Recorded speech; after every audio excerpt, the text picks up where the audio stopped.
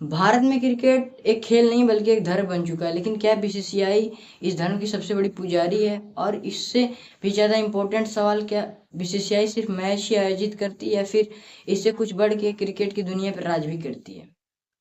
आज हम यही जानेंगे कि बीसीसीआई के पास इतनी ताकत आई कैसे, और उसकी ताकत का असर सिर्फ भारत के खिलाड़ियों पर नहीं बल्कि पूरे विश्व के क्रिकेट बोर्डों पर पड़ता है। तो चलिए करते हैं शुरू। बीसीसीआई यानी board of control for cricket in India की शुरुआत 1928 में पहली बार हुई। उस समय यह एक संस्था थी जो इंग्लैंड के बोर्ड की तरह भारत में भी क्रिकेट का आयोजन करती थी। लेकिन बीसीसीआई का किस्मत तब बदलता है जब 1983 में भारत वर्ल्ड कप जीतता है। उस समय भारत का सबसे बड़ा इमोशन क्रिकेट बन चुका था और उस इमोशन की मालिक बीसीसीआई।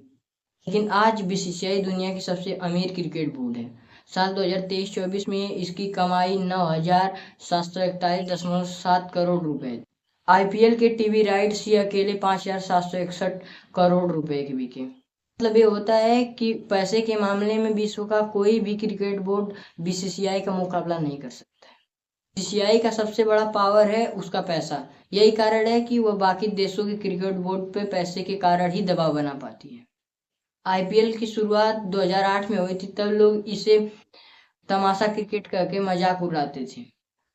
लेकिन आज आईपीएल दुनिया की सबसे बड़ी स्पोर्ट लीग है, एनएफएल और प्रीमियम लीग के बराबर। आईपीएल के शुरू होने से न केवल बीसीसीआई अमीर हुई बल्कि विदेशी प्लेयर भी लाइन में लगते भारत आकर खेलने के लिए।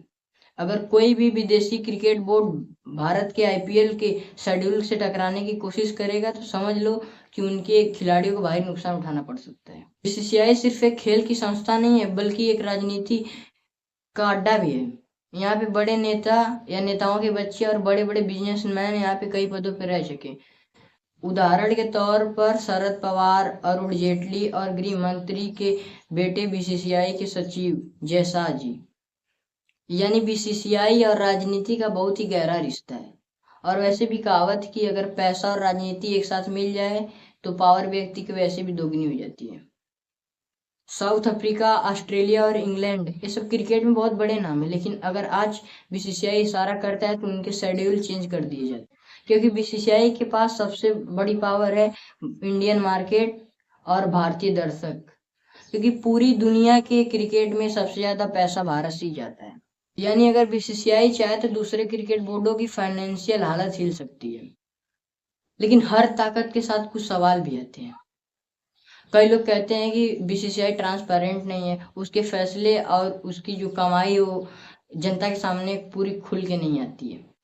लेकिन इसके अलावा कई क्रिकेटर या कई खिलाड़ी भी कहते हैं कि उन्हें बीसीसीआई की पॉलिसी के हिसाब से ही खेलना पड़ता है।